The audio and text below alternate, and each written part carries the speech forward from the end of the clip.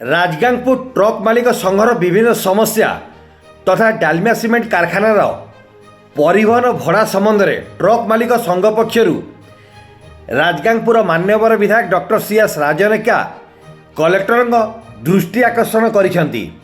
सेही परिप्रेक्षी रे मान्यवर विधायक डॉक्टर सीएस राजनेका ट्रक मालिक संघर सभापति राकेश नंदा संपादक मनोज बांका एवं किसी सदस्य सुंदरगढ़ जिलापाल कार्यालय ठारे उपजिलापाल तेजस्विनी बेहरा आंचलिक परिवहन अधिकारी भेटी आलोचना करथिले। उक्त समस्या संबंध में द्विपाक्षिक आलोचना करी यथाशीघ्र पदक्षेप ग्रहण कराजिबो बोली जिला प्रशासन प्रतिश्रुति देइथिबा राजगांगपुर ट्रक मालिक संघर सभापति राकेश नंदा सूचना दैछन्ती।